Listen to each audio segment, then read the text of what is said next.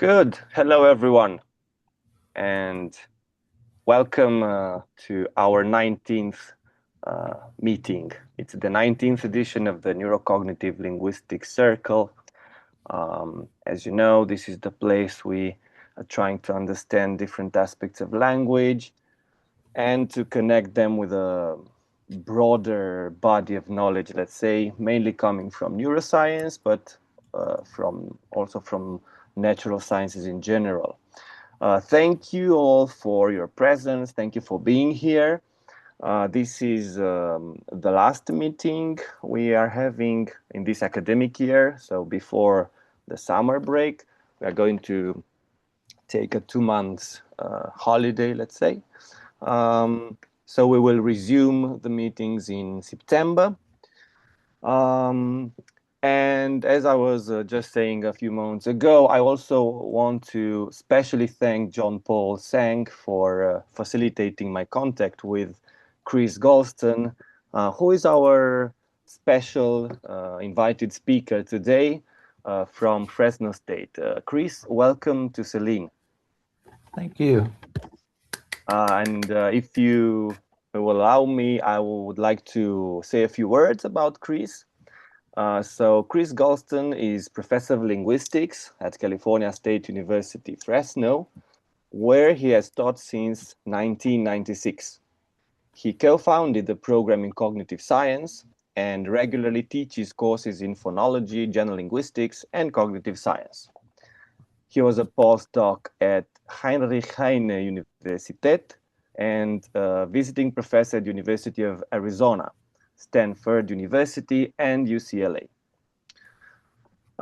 Chris received his BA, a Bachelor of Arts, in 1983 from USC Berkeley in philosophy and classical languages, his MA in 88 and his PhD in 1991 from UCLA in linguistics.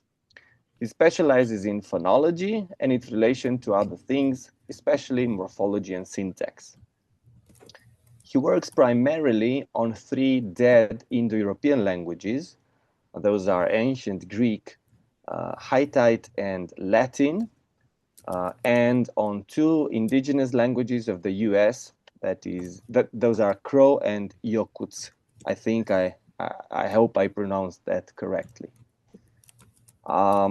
He was involved with language documentation and revitalization with Crow between 2014 and 2016, and has been involved in this kind of project with Yakutsk from 2009 to the present. His other two main interests are poetic meter, about which he's writing a book with Thomas Riad of Stockholm University, and the study of animal cognition through the lens of human grammar. His book manuscript, Animal Grammar, is currently searching for a publisher. And this is precisely the title and the topic of his presentation today. And I would like to add one more fact.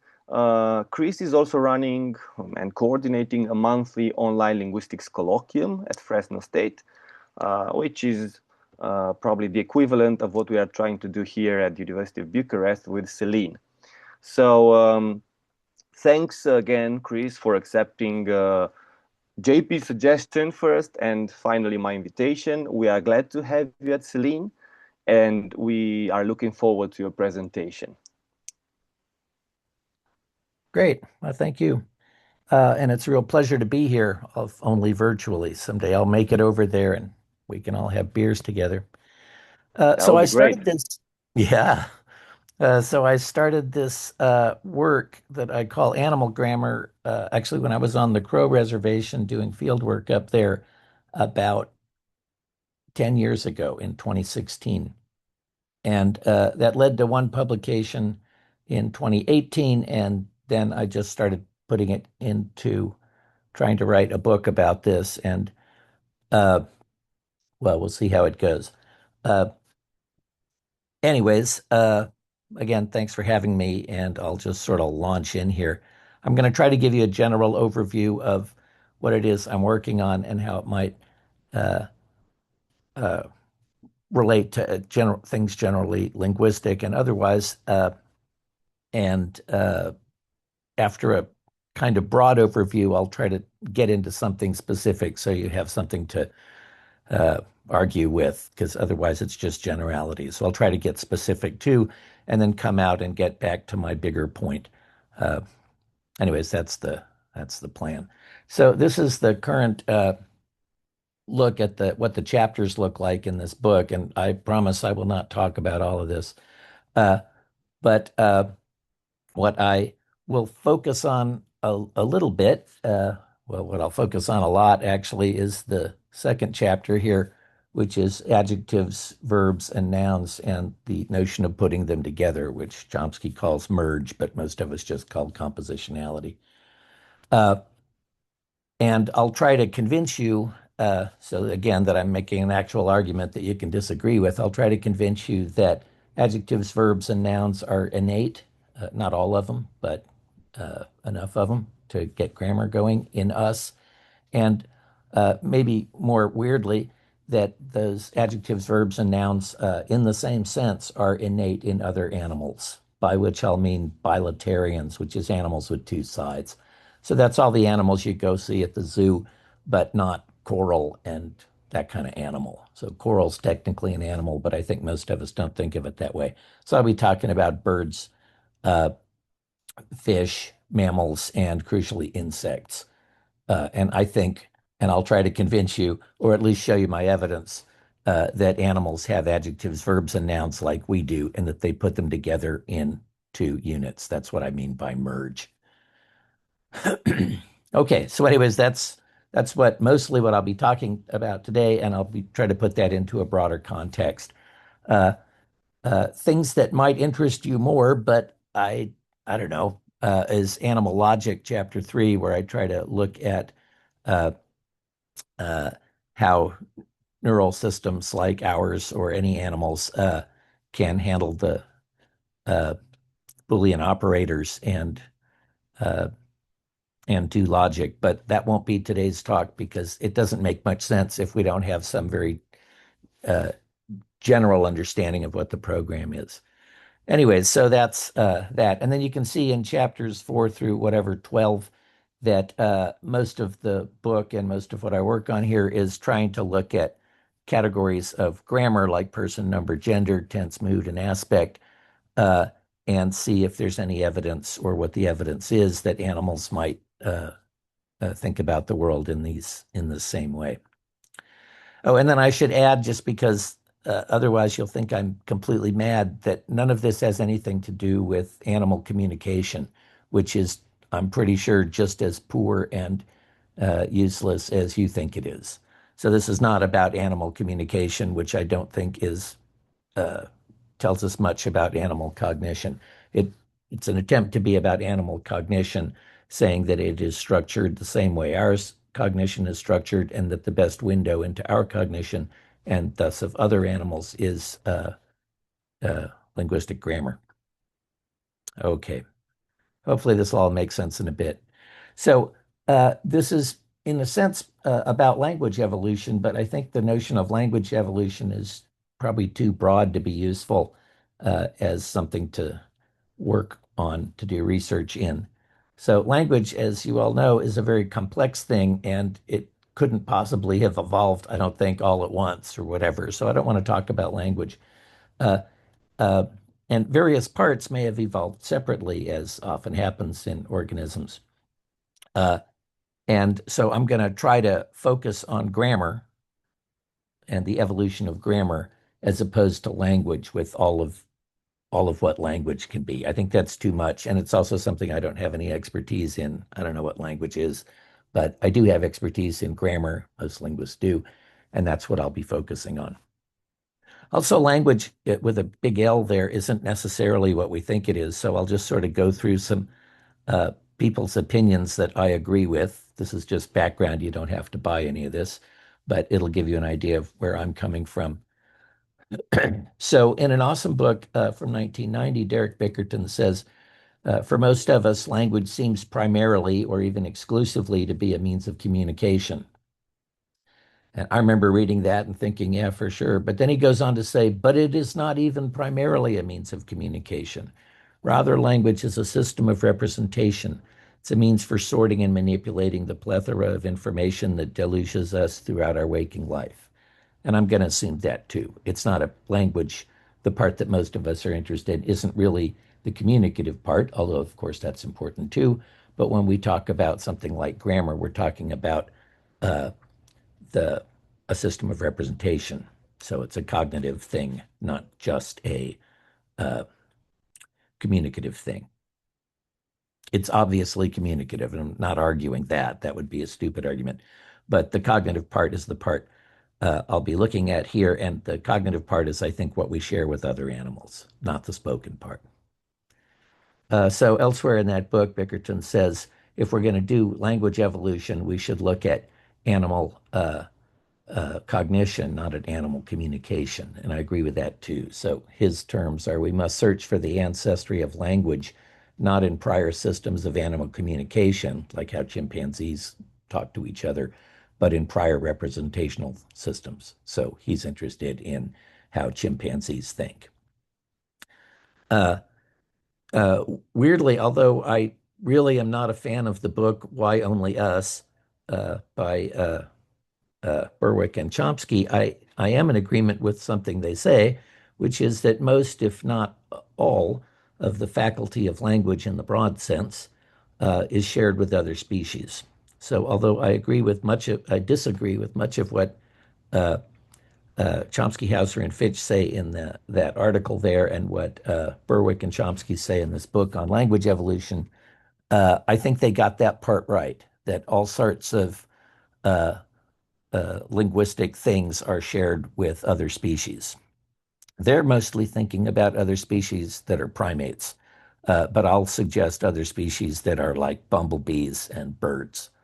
And that's the crazier and maybe more fun aspect of this talk. Uh, so Jim Herford, a semanticist you probably know, in Edinburgh, uh, has two books and a number of articles that argue that mental representations of things and events in the world came before any corresponding expressions in language, meaning speech. So he suggests that he argues at great length that the mental representations were phylogenetically prior to words and sentences in the spoken sense. And I'm going to build on that too. What I really want to do is put meat on the bones of these claims that I think are right. Uh, uh, uh, William Tecumseh Fitch, awesome name, says that to get the full comparative picture of how language evolved or what language is, we need to embrace animal cognition as a central and in some cases the central source of information relevant to the biology and evolution of language and of human cognition more generally. So that states exactly what I think. I sent a published chapter to Fitch, and he completely hated it. So that's fine, but I still agree with what these people are saying, that to understand language, it's going to actually, and surprisingly, be really fruitful to look at how we think and then how other animals think as well. Okay, so here's some proposals to give you a little background. Some of this is my work and some of this is not. Uh, so sex, as you probably know, is a lot older than language, right? So the notion that some things in the world are masculine or feminine or neuter in a sex sense is about 2 billion years old. That's how old sexual reproduction is, anyways. And so when we say that, I don't know, in Romanian you have a gender system, when we wonder where that comes from, well, if it's based on masculine, feminine, or neuter, or two of the three of those, then it's not unreasonable to think that may have something to do with actual sex. Other things, this is now this article that I have at the bottom there from 2018, which I can send you if you're interested, or you can get online because it's a free journal.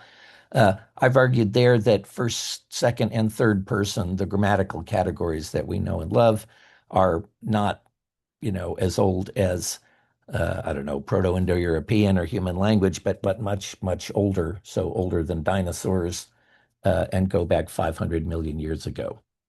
I'm not going to convince you of that today, and if you read the article, you may still not be convinced of it. But anyways, that's what I think is the case. I think that's actually not hard to make that case. And then the other notion that we find in gender in languages like Crow and Hadadza and other languages is animacy, whether something is animate or inanimate. And that's probably as old as animals, which appeared as a clade around 500 million years ago, too. And then the notion singular, dual, and plural, which we know as number, you would have thought were much, much more recent, but there's actually quite good evidence, not from me, but just from biologists, that distinction, that those numbers as cognitive categories, singular, dual, plural, and actually trial too, go back 400 million years, which is when tetrapods like us, so we're bipeds, but whatever, we're tetrapods. We have four limbs split from bony fishes, which is what teleosts are. So that's the teleost tetrapod divide. That's not my claim. My only claim is that I agree with the claim, but I wasn't the first one to make it. So they don't talk about it in grammatical terms, but they do say that fish and all the tetrapods you're ever going to run into can tell the difference between 1 and 2 and 2 and 3, and then they're done. They can't tell the difference between, they can tell the difference between any of those and many, right, plural, but they can't tell the difference between 4 and 6 or 17 and 18 or anything bigger than singular, dual, and plural. So what I'm trying to do is saying that the numerical abilities of animals are reflected in human grammar, and that the reason we have singular, dual, trial, and plural, so singular, dual, trial maximally in any human language for the grammar, is because that's as high as we can count without culture, and that language is based in our biology, not in our culture. Anyways, so person, gender in the masculine, feminine, neuter sense, and also in the animacy sense, and number, I think, are quite old, much, much older than spoken language. And that's this 2018 paper. This fits in with other people's claims that a lot of language is older than you would think. So in a recent colloquium that we had, it was proposed, again, not by me, that labials are probably about 6 million years old in human communication, and that clicks are about 2 million years old. That's the split with Khoi and San languages, and the genetic split with the people that speak them. And that labiodentals, for instance, are only about 10,000 years old and don't show up commonly in human languages until the advent of farming. So this is just to say that it's possible to think of some of the essential properties of human language as being much more broadly shared with animals than you would expect, right? So, and then we can start to map when the bits of human language showed up in the world. And this is a rough sketch of the whole book. And again, I won't pretend to convince you of any of this, but I'm just trying to give a sketch of what the bigger picture looks like. And then I will try to convince you, or at least argue for the adjective, verb, noun thing. So what we get here is a big tree of life, right, with the last universal common ancestor, Luca, up at the top, and then bacteria, archaea, and us, eukarya. And then you get single-celled organisms like protists, whatever those are, but you get plants, fungi, and animals. And then within animals, of course, you get invertebrates and vertebrates and whatever, and somewhere down there, you're going to get us. So the proposal that we'll see, we're going to look at adjectives, verbs, and nouns today, and how they're put together in other species and in ours. But the way it basically works is this. So we have up on top these in italics, these precursors. So I go through the literature in the book. I go through the literature in psychology and comparative psychology and biology, and show that the notion self and other has been argued to be shared by animals other than us. That's the notion self and other, not the grammatical notion, just a cognitive or psychological notion. There's also things like quorum sensing, kin, and sensation generally. So those notions are like 3.8 billion years old. They're about as old as life. And those claims are made by other people, not by me, by biologists and comparative psychologists. Things like circadian rhythms are quite old too, but newer, 2.5 billion years old. Sex is 2 billion years old, as I think I mentioned before. Cell signaling is something like 2 billion years old too. And the ability to move and think about what you're moving towards or away from, motility, is about 1 billion years old. So those, I think, are the precursors to grammar that we find in animals, including humans. But those precursors aren't actually grammar, and I'll try to show what that means too. You don't really get, I'll argue, grammar until you get to animals. And there you get compositionality, which I use the Chomskyan term merge for, but it's compositionality. You can put two things together and predict what the output is from the meaning of the input, right? And then AVN there is just adjective, verb, and noun, first and third person, gender, tense, mood, and aspect, I think, and argue elsewhere, are all about 500 million years old. And again, that's older than dinosaurs, if that helps. In case your kid asks you what you did today, you can say, somebody says that language is older than dinosaurs, and they can laugh. But that's actually what I think. So other grammatical categories like number and the notion of comparative or superlative, so big, bigger, biggest, the evidence for that doesn't show up till about 100 million years later. So I think number and comparative marking come from about 400 million years ago instead of 500 million years ago, like those other things. Second person, weirdly, seems to be much, much more recent, something like 75 million years ago, when you get social animals. I don't think second person makes any sense outside of social animals. And again, there's evidence for this that I won't go over because I'm not talking about that today. So that's how I think the grammatical categories, that's them, the grammatical categories of person, number, gender, tense, mood, aspect, and so on, work. Articulate speech is much, much later and only seems to happen in humans. And that's something I talk about at the end of the book. But that's something like 500,000 years old or something. It's not, I don't know, it's not very old, articulate speech. And that's not what I'm talking about. So when I talk about animal grammar, I don't mean animal speech, because again, animal speech is pretty poor. Animal communication systems don't express any fraction of what animals think. And the only big exception there is, of course, human language, which expresses everything we think, or damn near. Okay, so that's sort of the big picture, which I won't be able to convince you of, but that's what the book is meant to do. What I'm going to look at is that part AVN, adjectives, verbs, and nouns, and the idea that we can put them together. Okay, sorry. Okay, so and then another thing I'll be focusing on, because this becomes an issue when you look at adjective, verbs, and nouns. What about words? So Chomsky has said this, which I'll take issue with. He says the evolutionary origin of even the most elementary human concepts or terms, by which I think he means words or morphemes or roots or whatever, is a mystery, particularly those used to refer, so that would be nouns, right? And hence to relate the internal language to the external world. That he thinks is a huge mystery.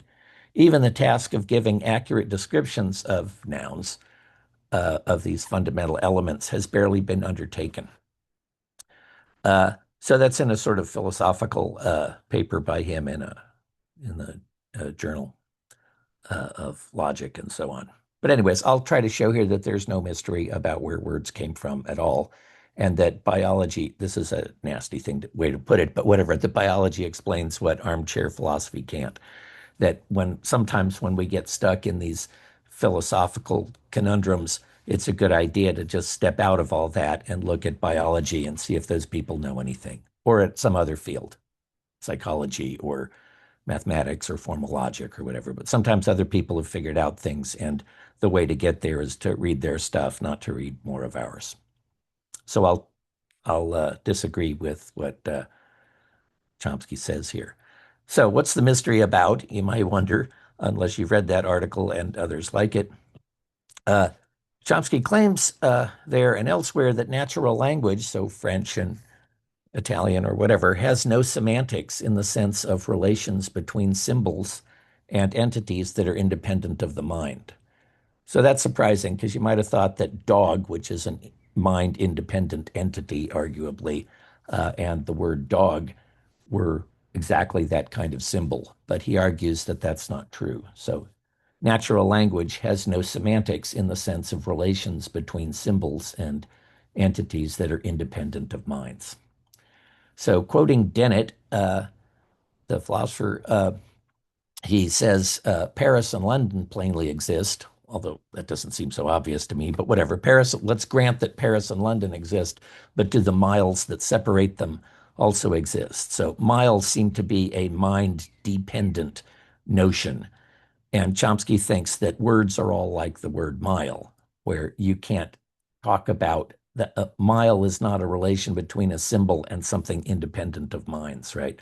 Mile is a relation between a symbol and something very dependent on minds. And that's how Chomsky thinks the core of language, at least part of speech and so on, works.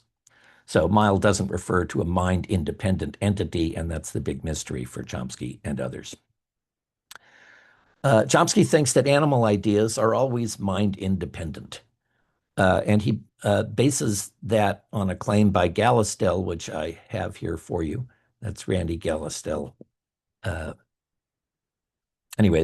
Gallistel does indeed say it appears to be the case that animal communications systems are based on that's Chomsky. It appears to be the case that animal communication systems are based on a one-to-one relation between mind-brain processes and, now the quote from Gallistel, an aspect of the environment to which these processes adapt the animal's behavior. So animal communication links with somehow symbolically links an aspect of the environment to something about the animal. And Chomsky goes on to say there's solid evidence that the terms of human languages are radically different from those of animal symbolic systems. And that could be certainly for animal communication. But anyways, the latter appear to be, so animal communication appears to be associated with mind-independent events, things that exist outside of us, while even the simplest human terms violate this condition. So for him, the simplest human terms, the simplest human words are all dependent on the mind. And animal communication and presumably cognition is not like that. That's what I'll argue against. But anyways, the context for Gallistel's claim is not what Chomsky understood. Maybe he didn't read the article, I don't know, but that's not what Gallistel is talking about. It's general psychology, including the psychology of humans, not animal communication. This is clear from the article. So Gallistel says, reasonably, a representation in psychology is a functioning isomorphism between processes within the brain or mind and an aspect of the environment to which those processes adapt the animal's behavior. And by animal, like most cognitive science people, he means humans and other animals. So actually what he was not saying there's any difference between, and he doesn't in that article say there's any difference between how humans and other animals think or anything. Okay, but anyways, the clearest cases of animal representations or concepts, I will argue, are mind dependent for other animals, just like they are for us. So I'm actually going to, I guess, buy Chomsky's point that the mind determines how, helps determine how reference works. And what follows in the rest of the talk is more general than a reply to Chomsky here, but whatever is evidence for mind-dependent adjectives, verbs, and nouns in animal cognition of exactly the same type seen in humans. So I'm going to basically be saying that they have notions like mile too, but it's less exciting than that. Okay, so I'll argue that animal cognition uses adjectives, nouns, and verbs for what is called in some German literature the Merkwelt and the Wirkwelt. So the Merkwelt, what an animal notices, I think, so that's what that means if you don't know German.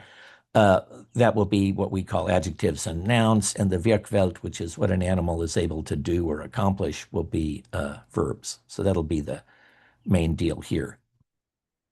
Okay, and in most of this, I'll be relying on the study of ethology, which is animal behavior made famous by these guys here to the right and others, mostly in Europe, more so than in the US, where we were all caught up with behaviorism. Anyways, these guys shared the 73 Nobel Prize in psychology for their work on animal behavior, and I'll be relying on that and trying to show you what I think their results show us for language. Part of that whole issue is this notion from Cercul, a German biologist, who says that all that a subject, so by this he means animals, not just people, but people too, all that a subject perceives becomes his Merkwelt, so that's the world of his perception, and all that he does his Wirkwelt. So Merkwelt and Wirkwelt together form a closed unit called the Umwelt, which is, what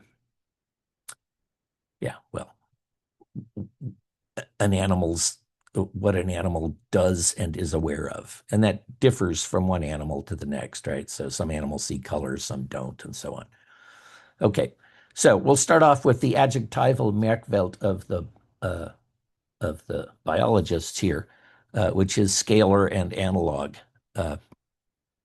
Okay, so to tie this into real linguistics, for this chapter, I rely heavily on Mark Baker's awesome book on nouns, verbs, and adjectives, so that I can say what the biologists say is true of animals actually corresponds exactly to what linguists say is true of language. So I'm trying not to make up my own definitions and then show you that that works, but use somebody else's that are reliable. And I find Baker's work pretty reliable there.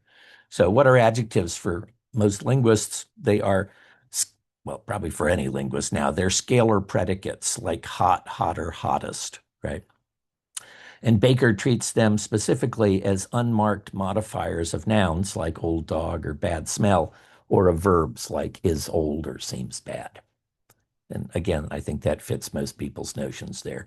So we're going to look at, do animals have any of those? And I'll just go through the five senses that we're all familiar with and show that, well, of course they do. So let's look at taste. So the adjectives that almost all mammals have are sweet, what in English is called sweet, bitter, sour, salty, and savory. So these are innate categories of perception for most mammals, although I should add that cats don't perceive sweet. They used to, but they lost that somewhere in their evolutionary line. So that's why your cat doesn't care about pie and cake, but your dog does, and you might. Anyways, things like, actually, not just like, sweet, bitter, sour, salty, and savory are innate categories of perception for mammals other than cats. That's just a fact we can take from biology. And they're part of our deeply conserved vertebrate ancestry down to the cellular level. They work in the same ways. So not surprisingly, I don't know, a Romanian baker who works with sweet doesn't have some different biology than your dog who likes sweet too. If you leave mammals and vertebrates altogether and go over to flies, it's still remarkably familiar. So flies have three basic tastes. They have sweet, bitter, and carbonated, which is something like our bitter and sour combined. But anyways, flies taste things too. And those are innate categories of perception for flies. And other invertebrates have similar systems. Okay, so what I'm trying to say there is not news. Obviously, most of you already assumed that I imagine that that your dog can taste sweet and sour or whatever. But what I'm going to say here is that when we ask Chomsky's question of where do words come from or the concepts, I want to go, well, these concepts come from shared biology. So sweet, bitter, sour, salty, and savory, we know for a biological fact are innate categories of human perception. So when I want to figure out where did the words sweet, bitter, sour, salty, and savory come from, I want to say our biology. There's no mystery. It's already been solved. So I realize that won't solve mile in London or whatever, but it'll get you off the ground pretty well because most adjectives in a language are like sweet, bitter, and sour. Okay, so that was taste. Smell is just taste that's from a distance, that's airborne. The human smell adjectives from a recent article are fragrant, woody, fruity. These are the English equivalents of what all humans can smell. Fragrant, woody, fruity, chemical, minty, sweet, popcorn, lemon, and two kinds of sickening. As the authors point out, this is them talking, not me. These are 10 discrete and non-overlapping categories. There's the type of categories that languages make use of, right? Discrete and non-overlapping. They're not some weird analog things that we can't imagine. They're digital, discrete and non-overlapping categories. The multi-dimensional descriptor space is innate and not learned. Fish just know about this when they come into the world. Smell in zebrafish, there's a picture of zebrafish there, is similarly discrete, non-overlapping, and innate as it is in humans. So as the authors there talking about zebrafish now, their system of olfaction is therefore actively driven rather than passively attracted towards an output pattern. So they have cognitive notions, as most of us would think of the term cognitive, that correspond roughly to ours. They may not have the notion popcorn, I don't care, or lemon, or two types of sickening, although they might. The important thing is that when you look at adjectives for smell even in zebrafish, something quite distant from us, they are discrete and non-overlapping categories, the type of thing that adjectives are too. Even bacteria do this, although they don't have complex thoughts, I'm pretty sure, but bacteria can smell too. So this guy here is a cell that's capable of sensing other bacteria growing nearby and of responding to this information. This is a quote. This may represent the earliest evolutionary example of smell, since it is the biological detection of a volatile compound over a distance. This observation suggests that the ability to sense volatile signals and act on this information to enhance survival evolved first in bacteria. So how old is smelling? And, very old. So again, where do adjectives come from? They're deep biological things. They're not, they have nothing to do with speech. They're much bigger than that. What about vision? English and most languages have words that correspond to dim, bright, light, dark, and also colors like red, blue, green, and yellow. Humans can see about 10 million of these. None of these colors are learned. They're not cultural in that sense. 12% of women, I read, can see a trillion colors. Bless them. But of course, languages name just a few of these. So if we tried to figure out how color works, it would be a really bad idea to just start with color words in English or the Romance languages or something. That would be stupid. You'd never figure out how color actually works.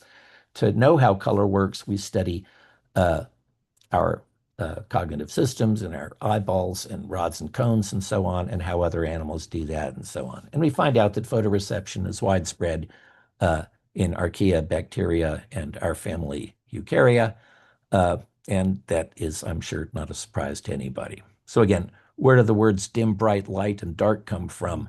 Are they some philosophical issue? No, those are just part of our functioning biology. All that languages need to do is assign phonemes to them, if you will, right? Have some way of pronouncing them.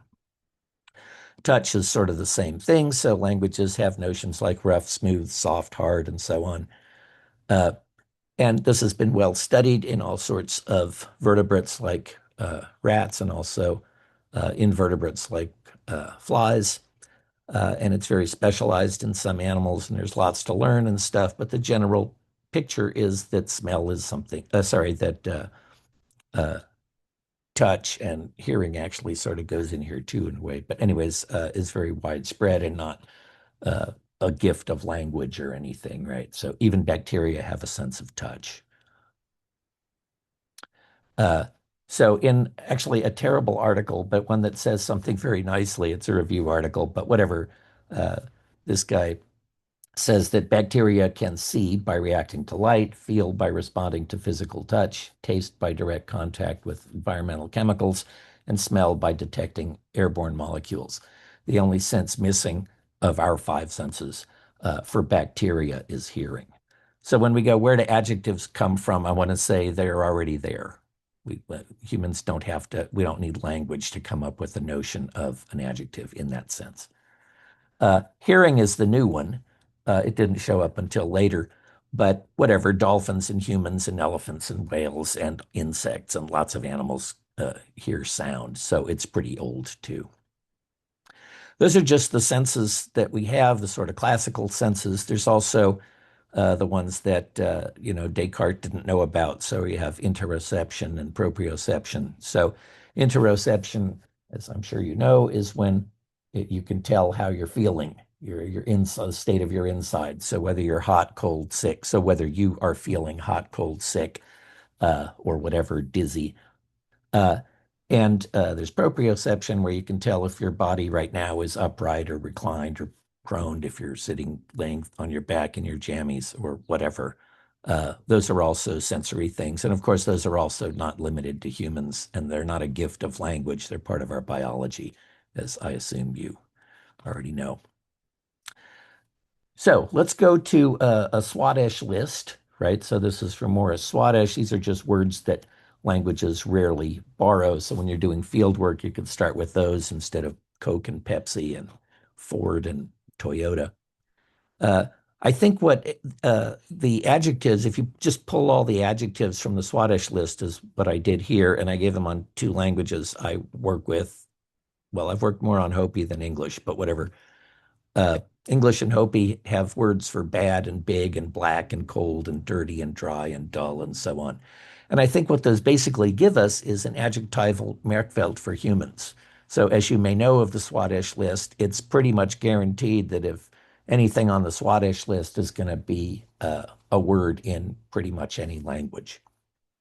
So these are roughly universal concepts that are probably innate in our species. Concepts like these require, like those particular ones, right? So cold and big and bad and so on. Many of them require very little in the way of representation. So from a biology article, the notions bitter and hungry are immediate atomic concepts available even to organisms with no central nervous system, including single-celled organisms and plants. So a plant that doesn't know it's thirsty won't grow towards water, right? Obviously, plants don't sit and think about, oh my God, I'm thirsty, and actively, sketch plans for growing towards water. But the point is, if you think of an animal as having shifting information around in its system, then it has to shift information about thirst and hunger, right? About lacking certain nutrients. So anyways, there you go. Bitter and hungry are immediate atomic concepts that pretty much anything alive has to code somehow in its way of living. Or here, most of the sensory cell types found in the complex cranial sense organs of vertebrates have a long evolutionary history and are not unique to vertebrates, much less humans. Right? Again, the idea that, so now for microbes, just so bacteria, the idea that microbes might know their world and not merely bump into it is controversial but unoriginal. As do animals and plants, bacteria monitor the biotic and abiotic features of their surrounding milieu using a wide variety of sensory systems and adapt their behavior and physiology in response to what they perceive in order to stay alive and reproduce.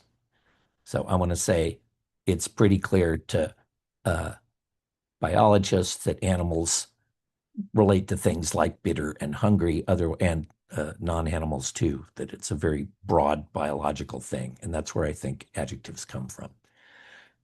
Here's a published timeline for the evolution of the senses, and then we'll leave those. Taste is about 2 billion years old, sight, touch, and smell around 500 million years old, and hearing about half as old as that, just 275 million years old. If these involve adjectival cognition, which I think they do, as I've tried to suggest there, then adjectives predate language by a lot. Most adjectives are scalars, so we get uglier and prettier, or ugliest and prettiest, or whatever. Those are sexual selection terms. I put them in there to show that it's quite likely that animals have terms exactly like those, at least the ones that have involved in sexual selection.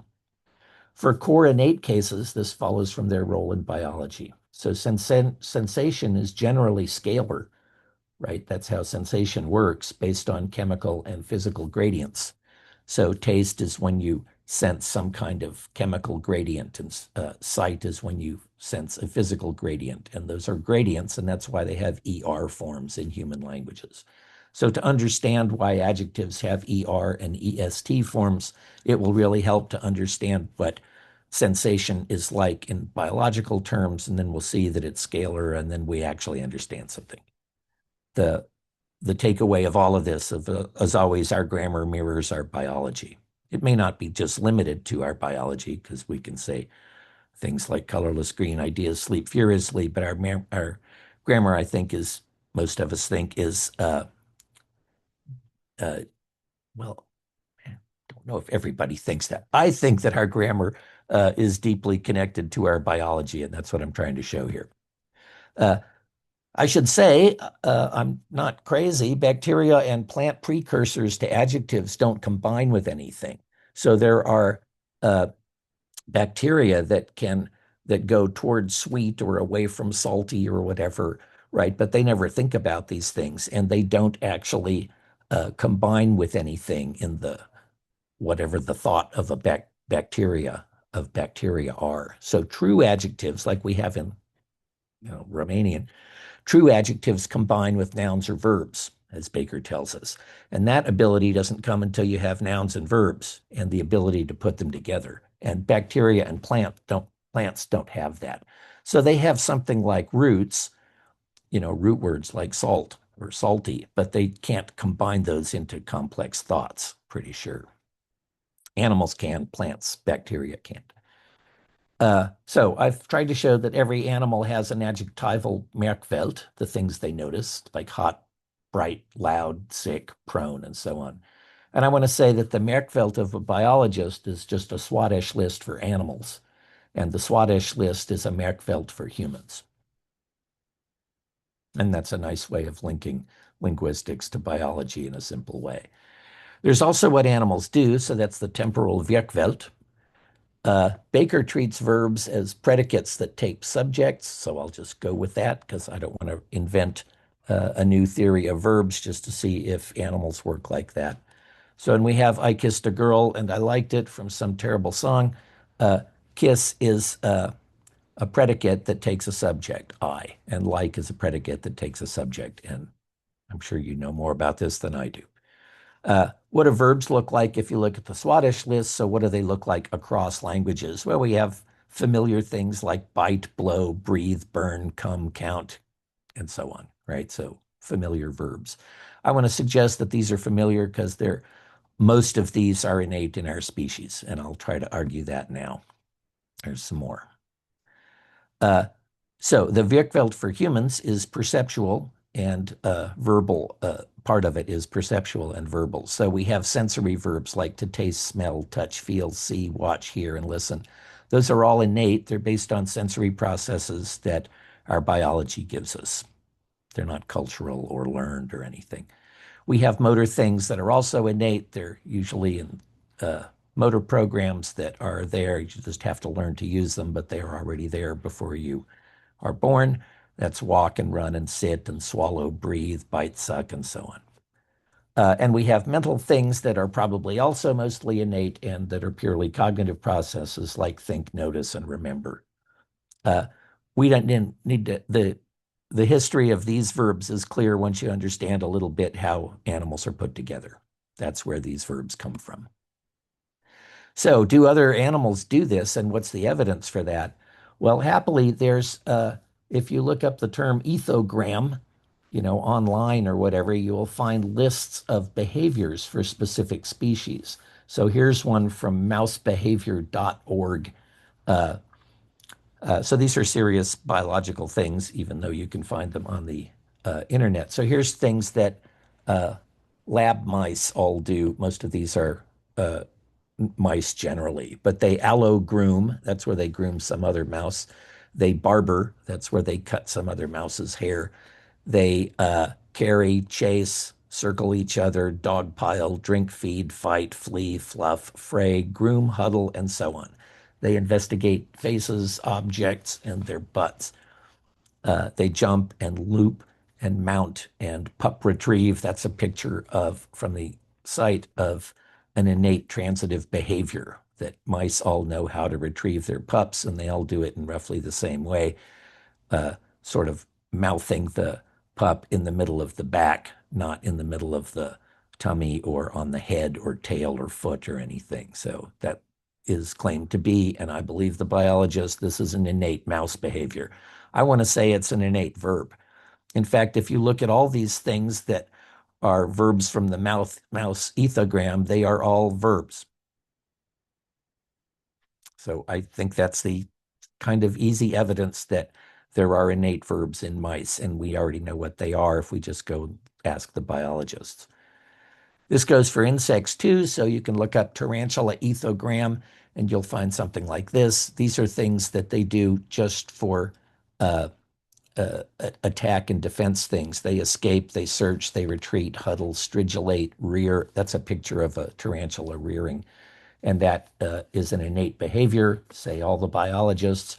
It's an intransitive behavior, say us, right? But they also do things like strike and bite, which are innate transitive behaviors. So I want to say that animals have innate behaviors, which always correspond in the biology articles to verbs, and they are verbs when you look at what it looks like, and they come in common verb types like transitive and intransitive.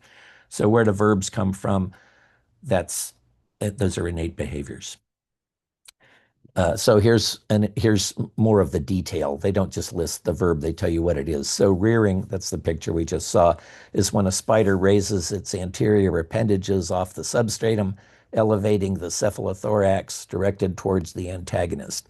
The rearing posture can be maintained for many minutes. So that's an innate intransitive behavior. And grappling is an innate transitive behavior. And you can see all these things are one or the other, and they are all very, very verb-like. And I want to say exactly correspond to the types of verbs we see in a Swadesh list and work on when we're doing simple syntax. So I want to call these tarantula verbs. Not jokingly, I'm quite serious about this. Usually when you look at an ethogram from a biologist, they're specific to certain things. So that was predatory and defense things for tarantulas. Here's one from a fly mating ethogram. So how do flies mate? I just found this was funny here, forgive me, but the difference between the males and the females. So the males have these 6 main things they do. They orient towards the female, they follow the female, they tap the female with their foreleg, they sing a courtship song, they lick the genitalia of the female, they curl their abdomen to attempt copulation. That's what that picture is from. That's a male fly mating ethogram. The female does 2 things. She avoids the male and she rejects the male. So there you go. But anyways, these are claimed to be, and I believe the biologists here, innate behaviors that flies are all born with and all do. And I want to say is those are innate verbs that are either transitive or intransitives. So every animal has a verbal Wirkwelt.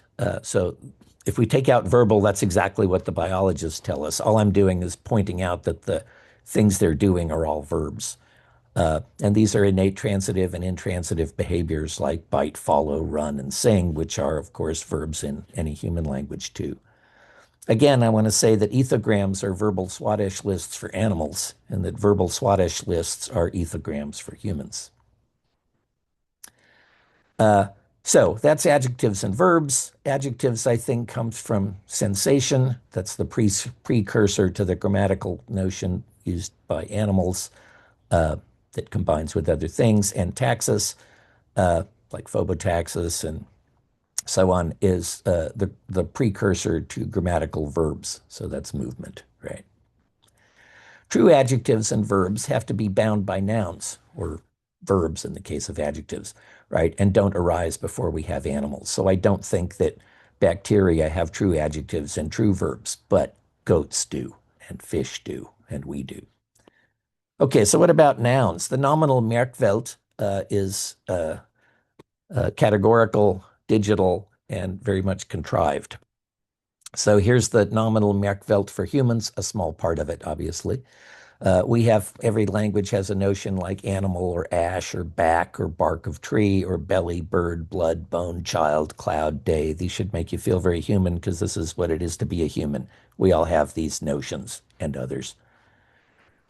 That's just from the Swadesh list. There's some more: fish, flower, fog, foot, forest, and fruit, just for the Fs. Okay, so nouns are sortal predicates, an old notion. They provide, among other things, a criterion for counting. So we count nouns. It's kind of hard to count verbs and to count adjectives unless you nominalize them. Baker treats them as having referential indices, so they're words that refer, that have some way of actually referring to entities. So that's the I, girl, I, and it. So we can ask, where do nouns come from ontogenetically? Again, getting to the Chomsky mystery of where do words come from. Here's one place. So I'm sure you're familiar with this picture of how the somatic sensory cortex works and how the motor cortex works. So it's sort of a weird picture. It's got a man on the left, and that's showing things we can feel. And then it has a woman on the right. Most of us aren't so by this way, but whatever. It's a man's brain on the left that's just showing what you feel, and a woman's brain on the right showing what you can move, right? So women, and men too, but whatever, swallow, and they do all these things, and they can move their hand, wrist, elbow, arms, shoulder, trunk, and so on. And men, and of course women too, but it's just showing the man here, can feel things on their trunk, neck, head, arm, elbow, forearm, and so on, right? So familiar from, and it's just showing that in the cortex and the sensory and motor cortex in the brain. It runs up and down the left and right sides of your brain. These are innate, universal, and nominal in all languages. So sort of summarizing in one picture what this talk is meant to show, the somatic sensory cortex is where adjectives come from, right? That's, painful, hot, cold, so on. Verbs come from the motor cortex. Those are things you can do. And then all these things that are listed here on these pictures are nouns. So when I ask, or when Chomsky asks, where the hell did we come up with the notion thumb and finger and hand and forearm? Like, where did those ideas come from? I want to say, well, they're built into the human being, and they come from our biology, and you don't need any magical language stuff to get those. Those are seriously built in, and we know where they're represented in the mind. So these are mind-dependent things because they're literally part of your brain, goes with that, but they help explain where the reference of words come from. You may know that there's foot fetishes. I don't have one, but whatever. And that's just because your genitals and your toes are represented in basically the same part of the brain. I put that in red because you can forget it if you're not interested. But We can explain even things like foot fetishes if we look into biology a little more, and literary criticism maybe a little less. This is the two-dimensional way of looking at it. The three-dimensional way of looking at it is, this one. So you have the famous homunculus on the right, which shows that we have most of our sensory apparatus goes to the hands and face, and not so much to the small of the back or the kneecap or whatever. And then much more recently, they finally got around to making a femunculus, a female homunculus, and shows the same thing there. So lots of sensory apparatus for the tongue and hands, but much less for around the belly button or the shoulder, right? That's not what our sensory world is wrapped around. Okay. So do mice have this? Sure. Here's a Merkvelt for a mouse, and it includes many innate nouns that are represented in the brain. So this is called the mouseunculus, cutely. It's just a cartoon of one, but it's from a biology article. So there's phenotypic things that mice all have, like whiskers and trunks and tails and necks, and they know about it just like you know about your whiskers, trunks, tail, and neck. They have mating issues like male and female, and they can tell those apart, and they know what a song is, and they know about nests because that's part of their built-in extended phenotype. So those are innate nouns for mice. Tarantulas have this too, so they have heads and eyes and abdomens and know about them and use them in their daily cognition. They also do male, female. They know about egg and sperm, and so on. They have prey and egg sacs and whatever. And those are nouns for tarantulas, I want to argue. And that's where nouns come from. It's not a mystery.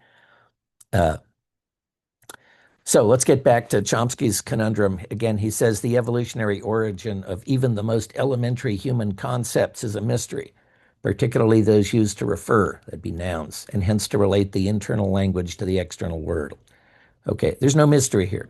Biology explains what armchair philosophy can't, and it's actually quite well worked out in biology and psychology. So I think there's a better answer than the philosophers or the philosophically inclined linguists give us about where words come from.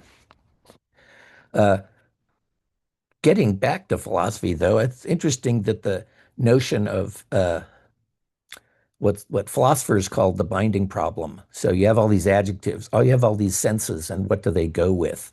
And Kant's famous solution for this was the Ding an sich. So I think what the Ding an sich is a noun for all the adjectives we have floating around. It constructs a substance that we imagine behind all of our sensory perceptions. So anyways, a Ding an sich is what we project out there in the world as actually the reason for, or the ground for all the sensations we get. So you might wonder, well, do animals have these? Do they imagine there's things that are out there? Do they have all that, or do they just have sensations? And I think there's actually strong evidence that they actually have nouns. And it comes from something called cross-modal object recognition. So humans have the ability to recognize an object in one modality, like touch, that you've only experienced in another modality, like sight.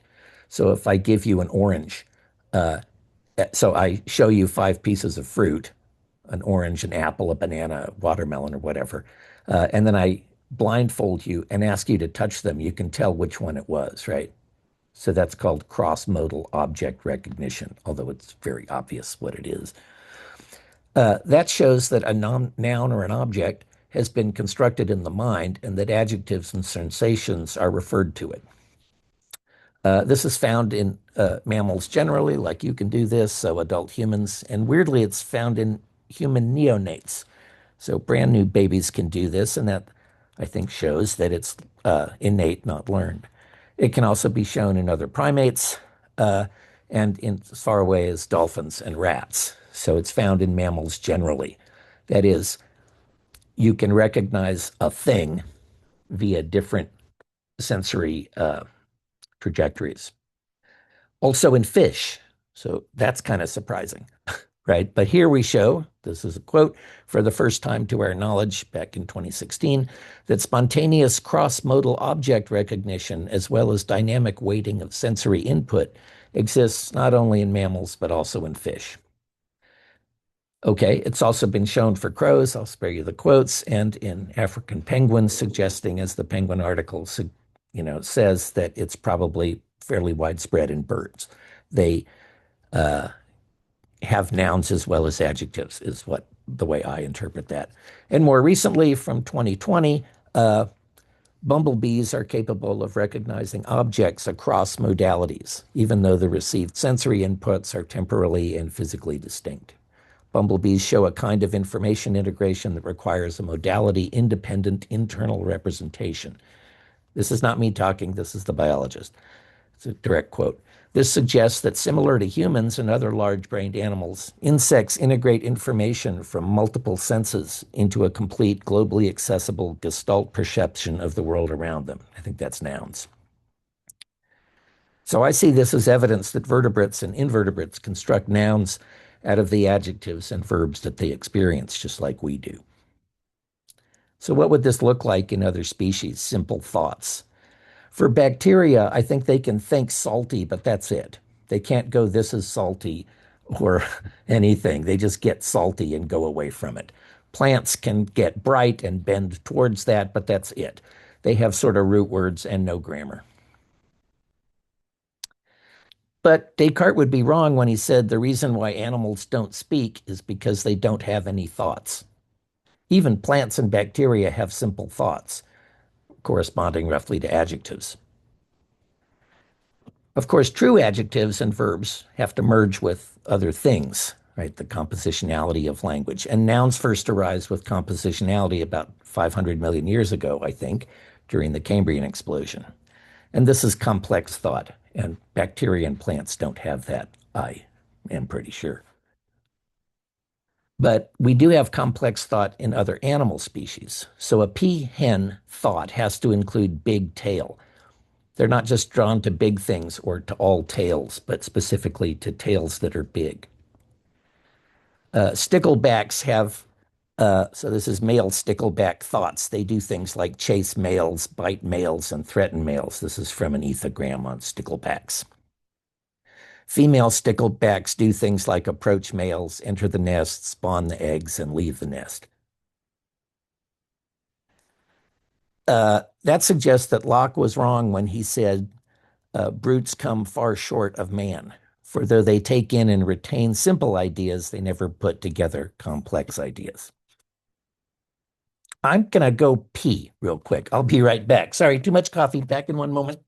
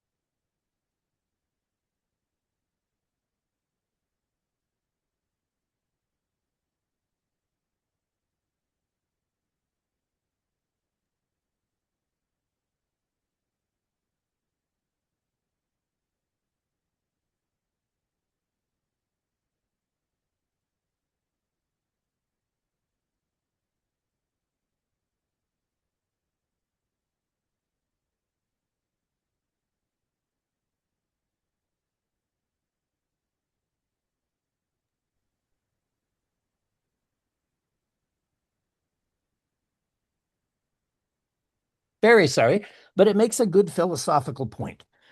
Uh, uh, Biology rules our lives, right?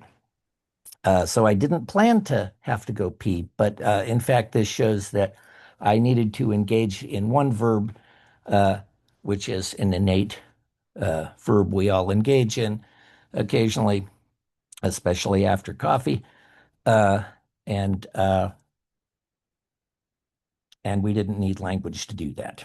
So anyways, Locke, I think, was wrong when he said, I don't think that animals ever compound them and make complex ideas. So that's what Locke thought. It was a long time ago. I don't blame the guy. But an animal that can think, I better leave the nest, I better spawn eggs or enter the nest or approach a male, must have a complex thought. Maybe they're not really complex. Maybe you're not impressed, but I want to say Locke was wrong. Animals can take ideas and put them together. A simpler, well, a very big argument that animals can put together complex ideas, can take ideas and compound them, is called learning. So if you think of what learning is, you'll go, oh, any animal that can learn must be able to take two ideas and make a connection between them. And you probably know all animals can learn. So I think Locke was definitely wrong there. Okay, so let me sum up where I tried to take you. Chomsky thinks that, this is just to be concrete, Chomsky thinks animal ideas are different than human ideas. He says it appears to be the case that animal communication systems are based on a one-to-one relation between the mind and the external world. And there's solid evidence from the terms of human languages that human languages are radically different from that. And I don't think that's right. I've argued instead that animal cognition uses the same types of things that human languages do, namely adjectives, verbs, and nouns. I used those to be very explicit and not just hand-wavy. That's why I dragged you through all the, bitter and sour and all that stuff. Animal cognition uses adjectives, verbs, and nouns in an animal's Merkwelt, again, biological term. So that would be what an animal notices, and that would be adjectives. And then what an animal constructs, which I think are nouns. And the Werkwelt, which is things that animals are just born able to do, like pee, run, walk, think, see, smell, whatever.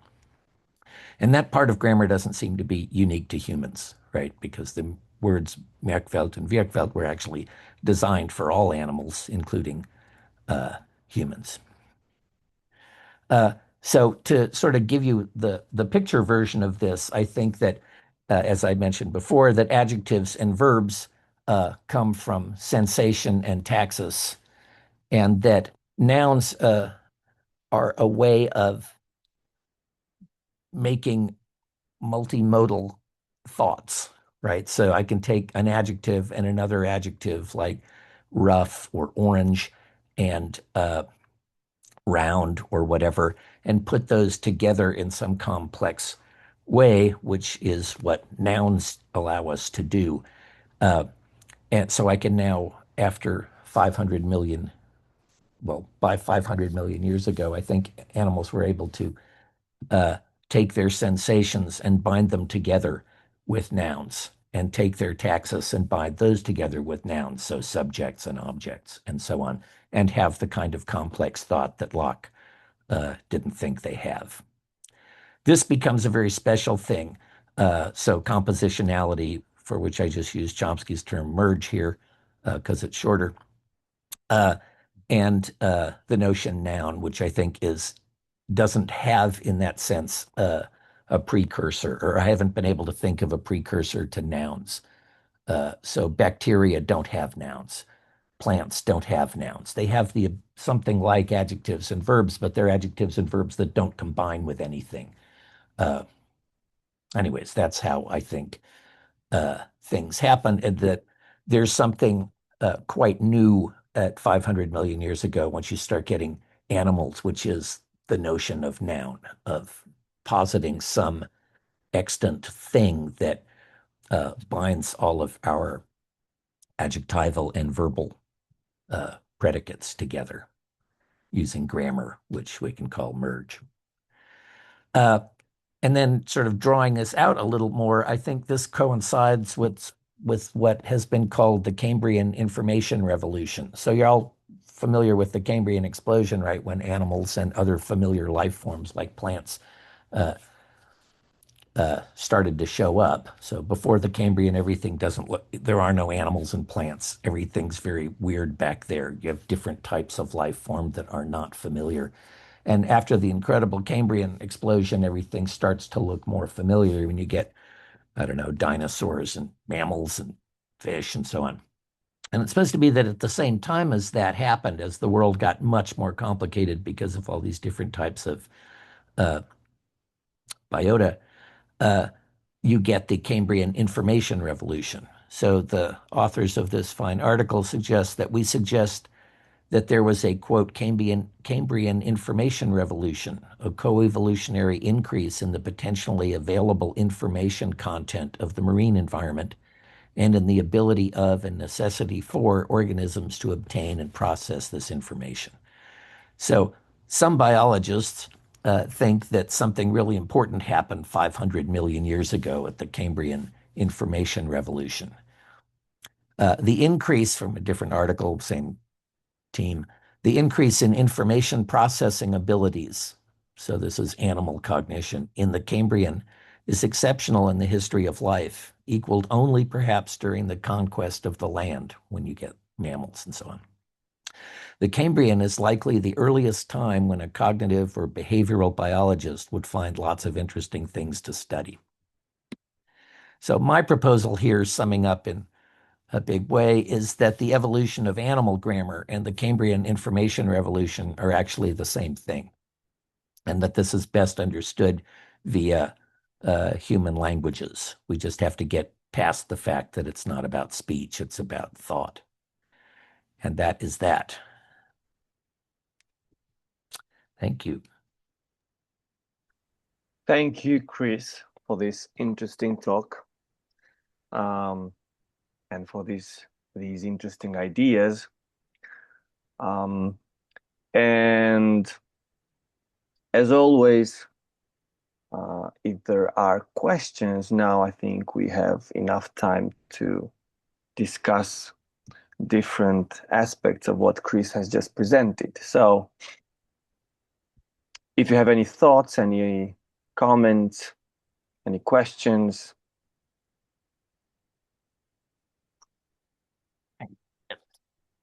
Paper for taking notes here. Yeah, I think you can just unmute and... Sorry? I was going to say, I hope the scale was at least entertaining. I realize it's kind of broad or whatever, but hopefully there was enough detail to where I could get some arguments going where some of it must have seemed terrible. Yeah. I have a question for everybody. Can anybody put any of this in relational network terms?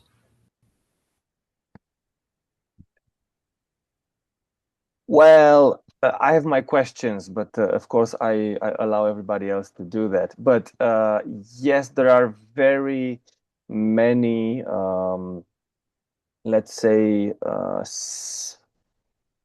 Chris's approach, I think, is very compatible to neurocognitive linguistics. And in many ways, I think we can draw parallels and show how some of the things Chris explained could be even represented in relational networks. But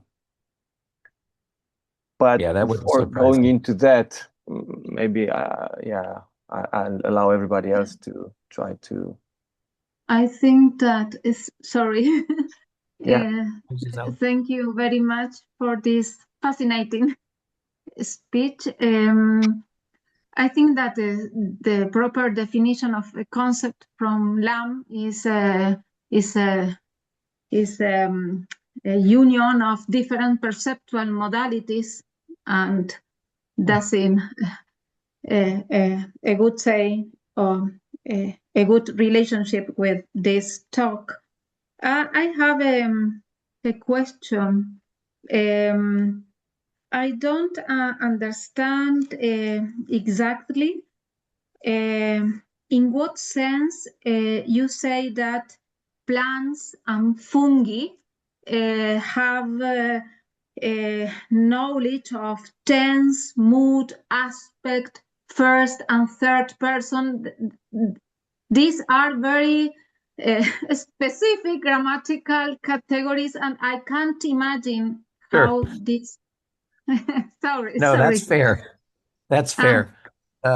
Yeah, and I'll happily, I mean, the short answer is I'd love to send you the book where I actually go through this and you can show me that it's not convincing. But let me give you a couple that I think are fairly clear.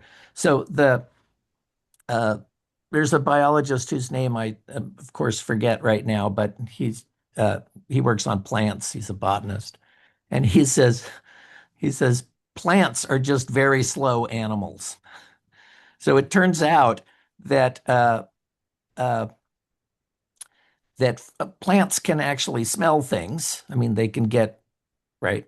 It's maybe not surprising, but it can take like 4 hours for a plant to smell something, whereas we smell it in less than 4 seconds, right? Like a fourth of a second or something. So uh, one way, if you look at slow motion picture movies of plants, they begin to look volitional because you'll have like a water source and a tree with roots.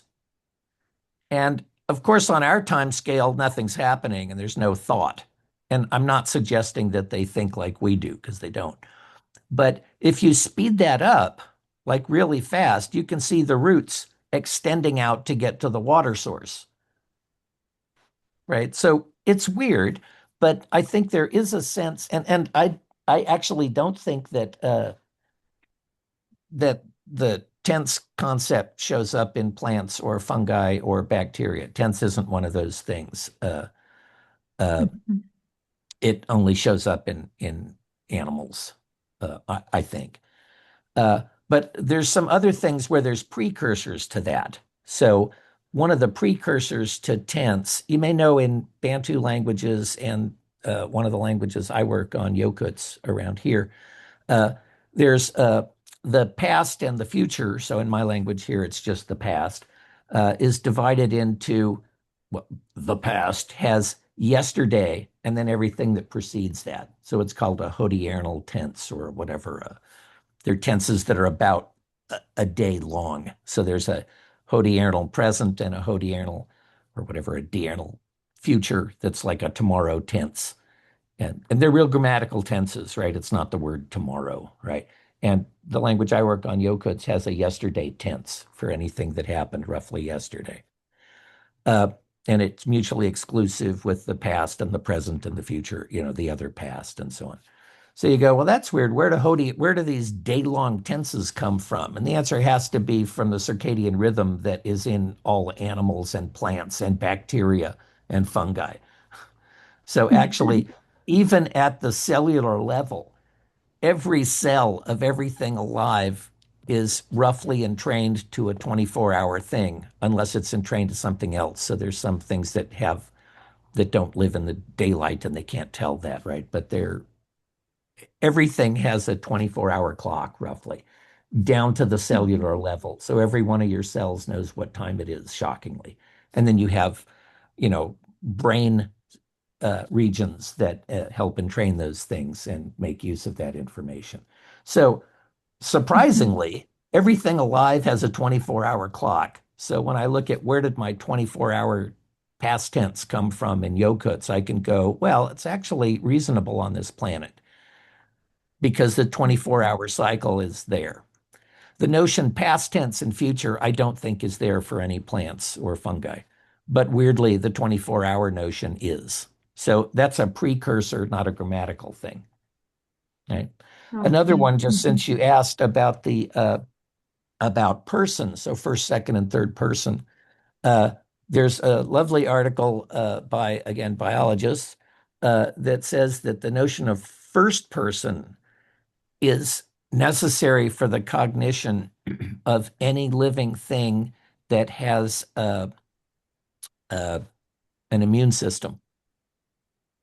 So there's this journal of immunology, and in it's from a new journal of immunology. And the name of the journal sounds like a poetry journal, but it's not. It's a really boring immunology journal. The name of the journal is Self/Non-Self. Mm-hmm. And Yes. in the opening article, where the guy says this is our new journal, he goes, look, the whole point of immunology is to know what is you and what is not you. And if you don't have Yes. that, you have an immunological disorder, right? You have AIDS or whatever, but you cannot do you can't have an immune system without self, non-self. And self, non-self for the linguist is first and third, right? It's first person versus everything else, right? And Yes, so, yes. again, I don't think that, fungi or plants or bacteria can combine the notion first person with anything. They don't have a grammatical category of person, but they have to have, so tell us, at least the biologist does, they have to have a notion of self, or they'd be dead, Yes. or they'd be constantly attacking themselves, right? There's a Yeah. guy,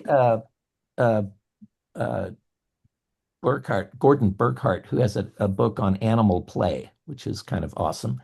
And he looks at all this play and all these different things. And one of the crucial ones is uh, two dogs or goats or whatever that are playing with each other. They have to know that there's a difference between biting themselves and biting the other one.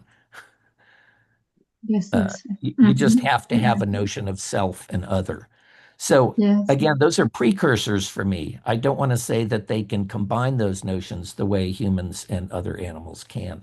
But surprisingly, there are, I think, precursors to very linguistic things like person, gender, gender not so surprising, and number, and then depending on which things we're talking about, tense, aspect, and mood. But they go back different levels. So second person for me is only 275 million years old and doesn't have any precursor in bacteria because they don't do that. Okay. But Thank you. anyways, Thank you. yeah, sure. Awesome That's right. question.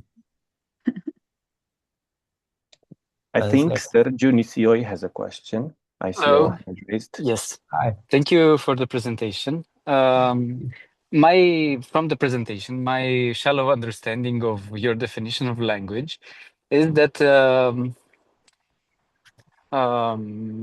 it's let's say a reaction based on certain sensory receptors towards the environment, and the reaction is more or less autonomous. It's not induced by some external factor. It's an autonomous reaction of the entity. Let's call it entity, not an organism. Then when do we stop? Do we say any chemical reaction is a form of language? Is this a verb if some two components react? Or this is my shallow question. Yeah, no, that's an awesome question. I'll give you a shallow answer, which seems fair. Uh, uh, so again, it's true that bacteria move around, right? They've got little tails that make them move. So it's just obviously true that bacteria move around, but I don't think they have verbs. So one thing, bacteria don't really have any sense of cognition in the sense of putting two ideas together. So animals may, but bacteria and plants, I think never put ideas together. So I would say the reason I call it animal grammar is because I think it's only bilaterian living things with two sides. So worms, goats, you and me, right? But crucially, not trees, not roses, not any of that stuff. So that's where I draw the line for language, is the ability to take two concepts or ideas or whatever sensations and join them together. Without that, you've just got bacteria that can swim away from salt. But they're not thinking I'm swimming away from salt or away from salt or salt bad. They're not doing any of that. They have a way of recognizing salt gradients. And when the salt gradient goes up, it automatically connects to their tail and they swim one direction. And there's no thought or grammar or language involved. But for animals, that's quite different, is the claim. Does that help? Yes, thank you so much. Sure. I don't want to say that plants or fungi or animals has grammar in any sense. They only have precursors to things like sensation and motility. they can move, and they can sense. That's got to be true. But I don't think they have any way of putting those things together as thoughts. And that's what I think grammar is.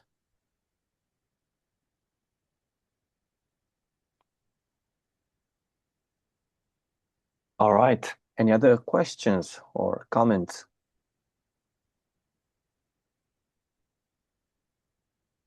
I see. Is that Tia? Yeah, go ahead. Sorry? I can't hear you, Tia. Still can't hear you. So, did you see Thea raising her hand, or? Yes, and then she was talking, but now she's closed. Okay. Yeah, I didn't. We can't Now we're hear good. you. There we Okay. go. Yeah, we're good now. Well, Yeah. Thank you so much for presenting. It's actually a very interesting subject. Could you please explain a bit about circadian rhythms and how language is connected? This would be my first question. And the second one, I didn't really understand. You presented a figure of the brain, and on the left hand, there is the somatic sensory cortex, where adjectives are tackled, and on the right, where the verbs are. Could you please further develop on that as well? Thank you so Sure. much. Sure thing.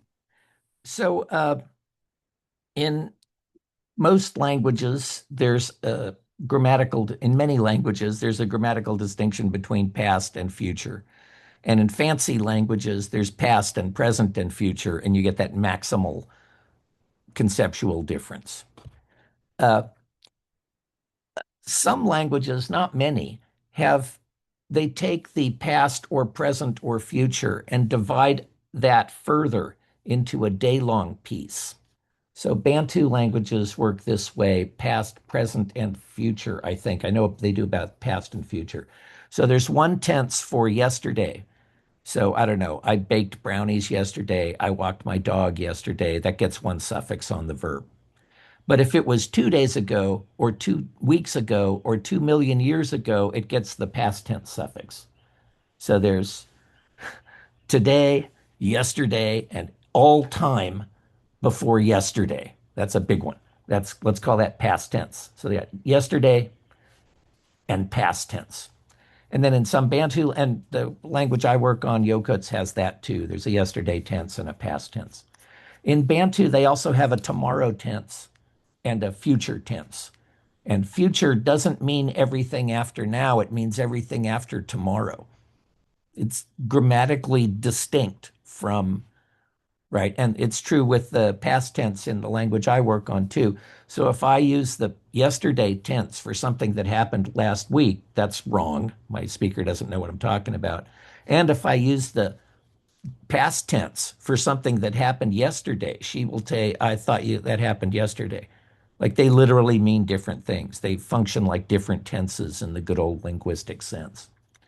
So there's the question of where did that come in, right? There's no tense for happened on Tuesday, or there's no tense for happened before Christmas, right? Those cultural notions like Tuesday and Christmas, those don't show up as a tense in any language.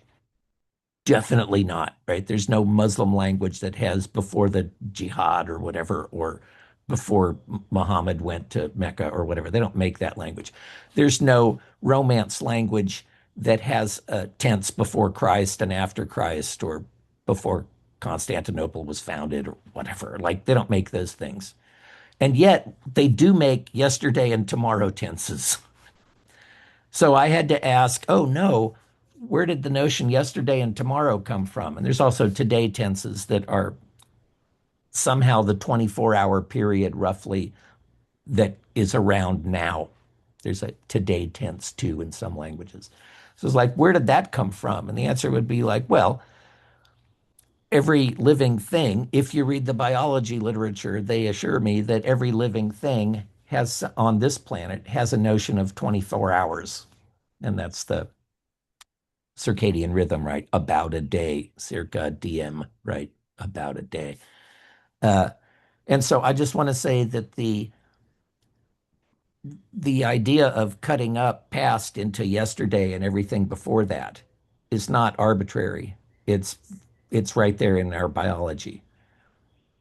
Right. And again, it helps me to know that every one of my cells knows that it's today, that it's light outside. It's like when I fly to Europe, my body freaks out because it is looking outside going, it's daylight, and inside it's going, it must be nighttime, right? And that we can actually feel that working. And I think that's what gives us the linguistic category of yesterday and tomorrow tense. That's all.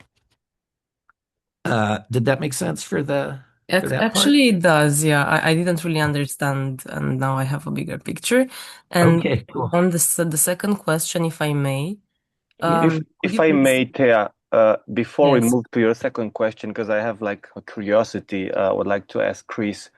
So Chris, we know we have languages in which we have these kind of different tenses, which are not specialized necessary for yesterday, but like for recent periods and Yes. far remoter periods, or periods that have not concluded yet. Like you have the difference between present perfect in English and past.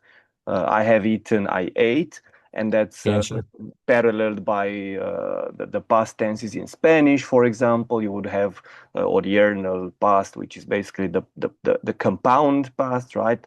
He Yes. comido versus comí, and so on. But they do not strictly refer, let's say, to the 24-hour period. No, So not would at you all. say Yeah. these are just later conceptual expansions of this idea that you mentioned? Yeah, what I want to say is, and I'm going to step on toes here real quickly, but what I want to say is people that speak Romance languages misunderstand all this because of Latin. So it turns out what's called a tense, and I'm sure you know some of this, but what's called a tense in Romance languages is usually a mix between tense and aspect, right? True. So the perfect, right, in Latin and then in Spanish and whatever, all those things get very mixed up. So Spanish has the imperfect, but that's a past tense that is progressive, right? And then and then language teachers, bless them, call this a tense. Yeah. And it's like, oh no, in Romance, you get this very special mixing of grammatical categories that mix tense and aspect. So in Spanish, again, you can have imperfective in the past, but there's no imperfective in the future or the present. And so it gets very weird. In Germanic languages, happily, that's all kept very clear, and you can tell what the pieces all cross classify. So English has imperfective and perfective, if you will, right? And we have it in the past, present, and future. So I had gone, I have gone, I will have gone are the three perfects. So that shows you that there's a real simple, nice, clean, clear, lovely distinction between tense and aspect. And so I have a whole chapter on aspect, but it's completely different than the chapter on tense, following the literature on tense and aspect. And I think the unfortunate fact about some languages is they mush those two things together a little bit, and then you get what look like complicated tenses and are often called that in the teaching literature, but aren't. So that's my I see. Thank you. my TED talk, as we say over here. But aspect is just as important as tense, obviously. And I try to treat that too.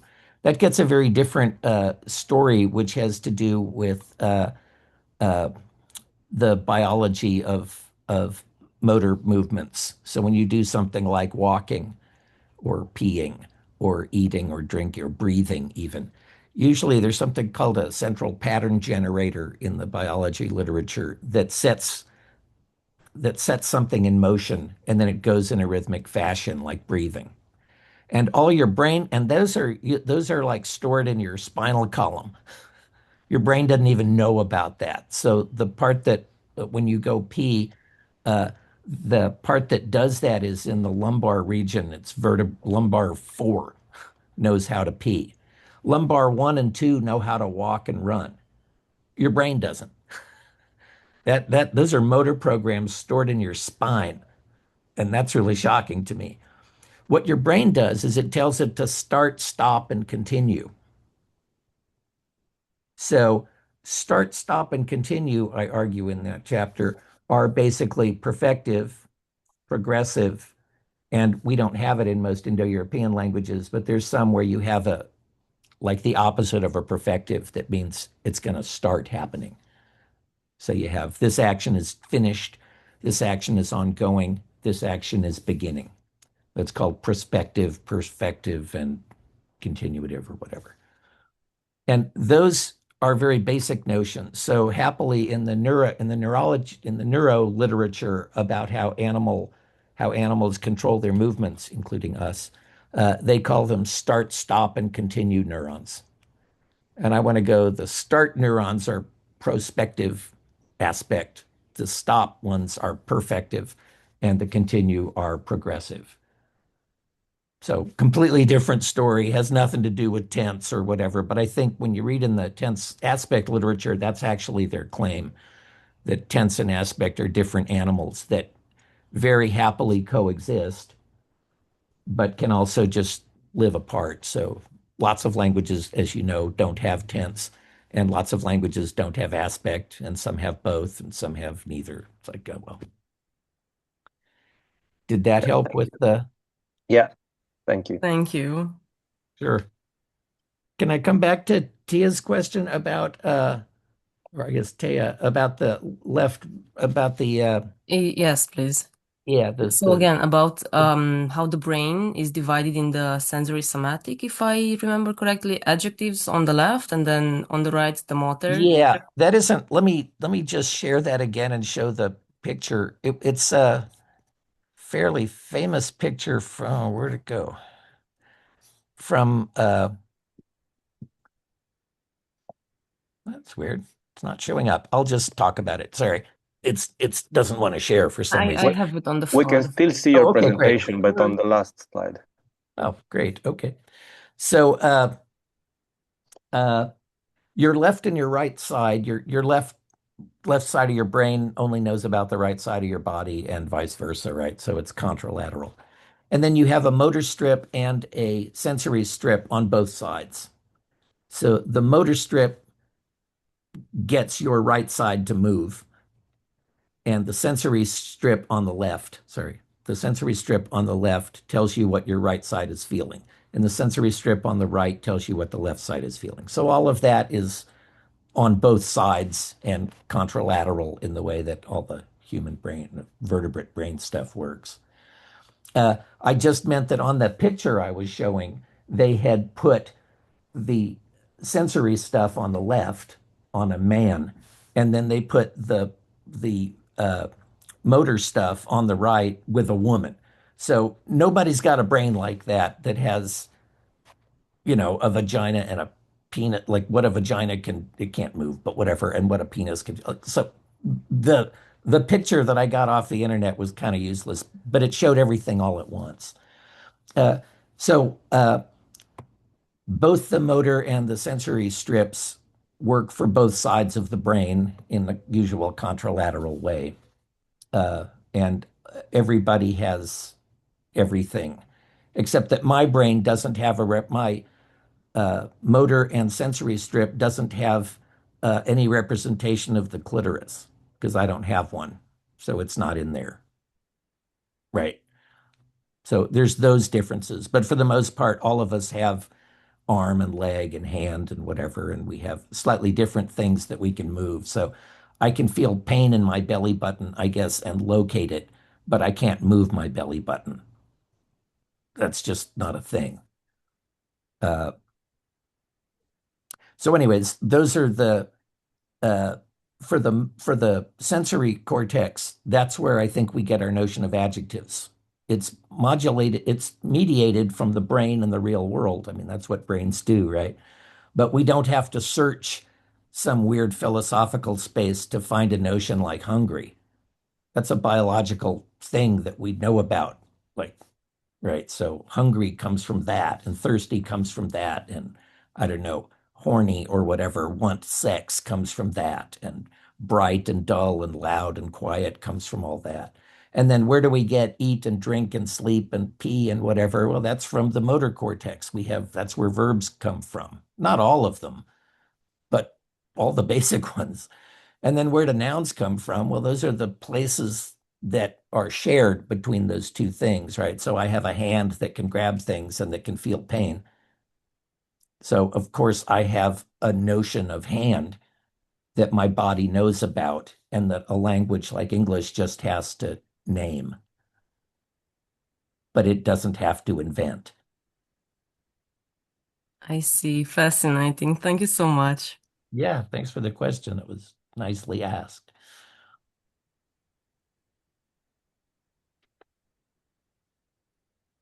So, well, I will go ahead and ask my question as well, and then maybe if there are some others, we can still have some minutes.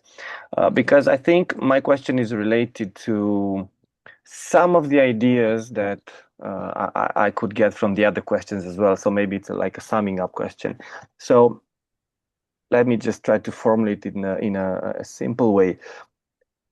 Do you think, or in your view, is there a difference between mental representations and what we call linguistic categories like adjectives, nouns, and verbs? Because or are from your point of view just alternative ways of referring to the same thing? Because I kind of had this bias maybe that they are different. So I would consider mental representation as, perceptual and motor representation, like patterns of neural activation in certain areas of the brain.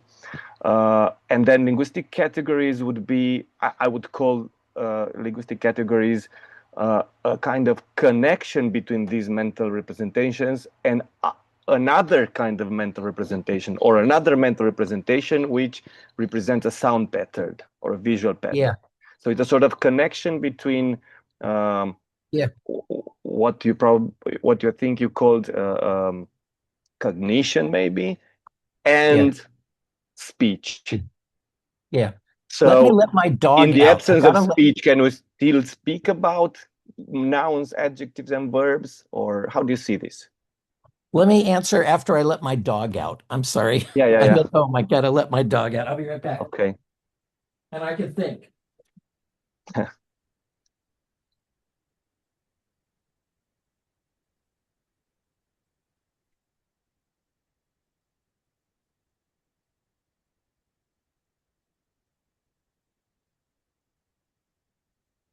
So if anyone else had a urgent question, sorry for jumping in.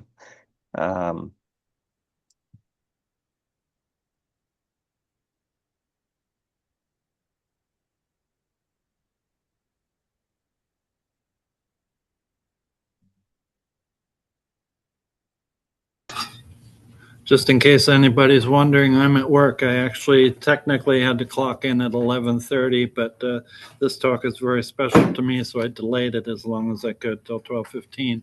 And now I'm in the front of the place and trying to work and do this at the same time. So that's why I keep blinking out and everything. Thank you. Yeah, don't worry about it. Thank you.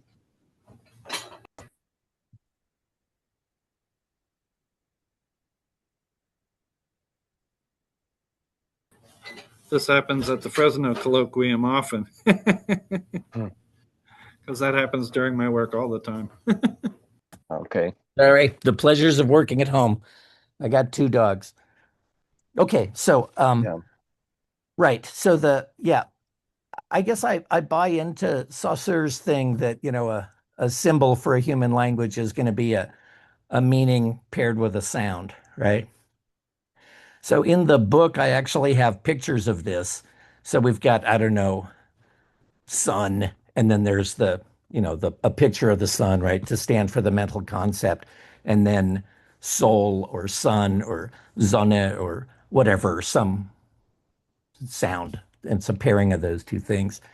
And then my suggestion for animal cognition is it's just the meaning part without the sound part, right? And that's what animals don't do. They don't have ways of externalizing their thought. that are precise. So of course my dog can bark or tell me he wants out by whining or whatever, but he can't tell. Was it Bertrand Russell who said a dog cannot tell you that his parents were honest but hardworking, right? So Yes. my dog can't do that, right? He's got a very limited vocabulary, to put it mildly, right? So, but I think the mistake that people like Descartes and Locke and Chomsky make is they think that animals that don't talk have nothing to say. And that isn't what the literature looks like. So when you look at animal cognition and human cognition, there are, of course, big differences, right? But they're not differences in type. They're just differences in degree or whatever, right? And that observation goes back to Darwin, right? That animal cognition and human cognition are the same type of thing. It's just that we specialize in things that most other animals don't, and some of them specialize in things that we don't do. So there are birds that migrate from Alaska to Australia every year or every 2 years for nesting. And there's no way in hell I could migrate on my own without airplanes and ships and GPS. There's no way I could get from Alaska to a specific cave in Australia. That is not in my ability or yours, right? Humans can't do that, but there's birds that can. So I think we all get that different animals have their different cognitive abilities, but there's lots of shared cognitive abilities, right? Yeah, and coming from neurocognitive linguistics, I totally agree with this position of yours. Actually, I was thinking that, like in neurocognitive linguistics, any kind of mental representation can be represented by a pattern of nodes and connection between those nodes, of course. And I just remember explaining to my students that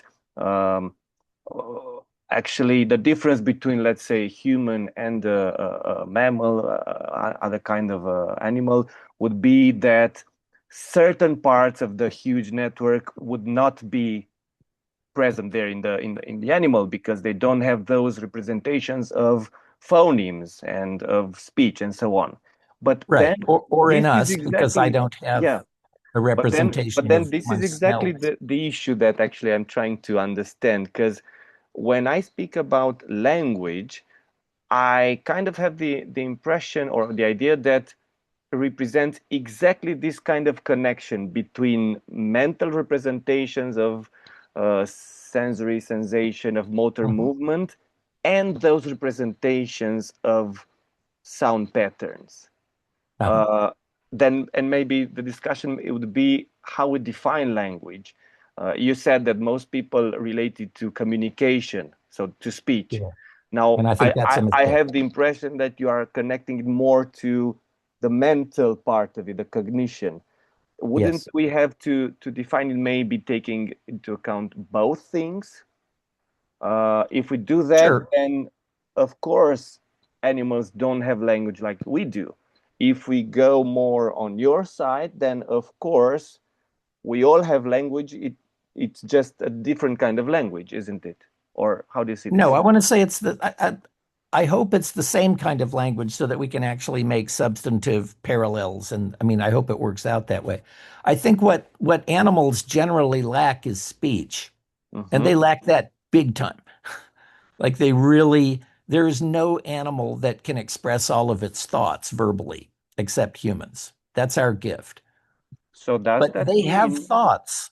yeah, exactly. Does that mean that you put an equal sign between thinking and language? Thoughts Yes. and language? Okay. Yes. And Yeah. then speech is a different thing. Okay, see, because I kind of have this idea that language is Both. thinking plus speech. So Yeah. you're okay. So in Yeah, I the guess end, I I should think have it's made just a that clearer. terminological problem or issue. Yeah. Yeah. Okay. Yeah. Because again, I also like most of us, I've read a bunch of books on animal communication, and it's nothing like language, right? I mean, yeah, it's nothing like language at all. It's very small. There's, so bees, right? They can tell you where the honey is and how far, and that's it. exactly. And they can't say I like honey or any of that. So, but bees do like honey, and they do find mates, and they build nests, and they do all these other things, but they don't have any way of expressing that in a communication system. So in the very last chapter of the book, I actually go, so I have gotten a similar comment from other people who read this or I talked to or at presentations, and they go, well, another way of putting it is like, well, if we have language just like a goat and, you know, a bird, then why are we so different? Like, surely there must be a difference. And I was like, oh, yeah, well, the difference is we can communicate and they can't. We can communicate all our thoughts and they literally can't. And they were like, oh, well, you should say that. So I was like, okay. So I wrote a chapter at the end going, that's the difference. So there's a nice metaphor that I really believe in, that if I can just try this on you here. So in the history of computers, at least the part I lived through, in, I don't know, 1980, you could go out and buy a computer, and everybody did, and it was really awesome, and we all had computers, and it changed our lives, right?